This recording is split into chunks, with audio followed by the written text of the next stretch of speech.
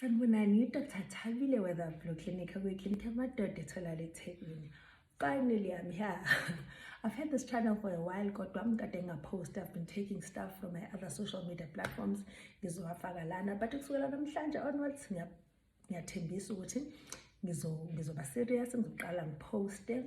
Iyini-ke the Blue Clinic namhlanje, maybe it will be a nice icebreaker ekhulumayo lokho. I-Blue Clinic iklinikhi yamadoda si-attenda inkinga zabantu besilisa, ikakhulukazi zasekamereni. Siyazi ngokudabisayo abesilisa abaningi KZN abawu-2 kwabawu-3 abantu besilisa abaney'nkinga zasekamereni. So sikhuluma ngazo zonke le nkinga zasekamereni, ukuthi ubona kanjani, yini ongayenza. Sikhuluma namanye ama-tips, ezinye izinto ongazenza lapho ubhekene nezimo ey'ngafani, ikakhulukazi masekuze ey'ntweni zasekamereni.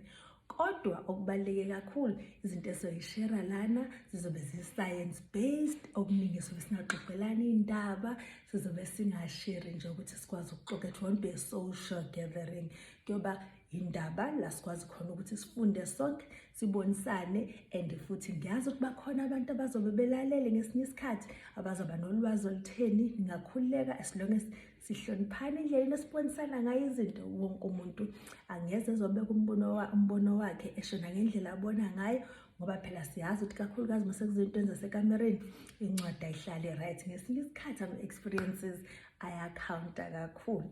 Ngajabula mase ningilandele nishare nevideo yami, khona soba baningi sikwazi ukuthi sixoxe, sibonisane ngemibono engafani.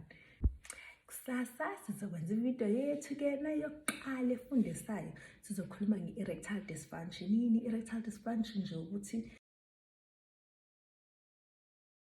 senza ukuthi silungele ikusasa.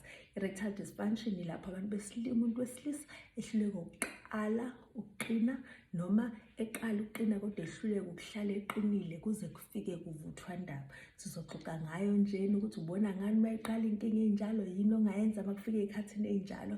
Kodwa senze okakhulukazi okubalulekile kulama video, akusiyona entertainment, yokuthi sifunde, ubone uma unenkinga ukwazi ukusukuma uthole usizo olufanelekile. Ngiyabonga kakhulu ukuthi ninginikezile isithuba ukulalela kwaze kwafika lana.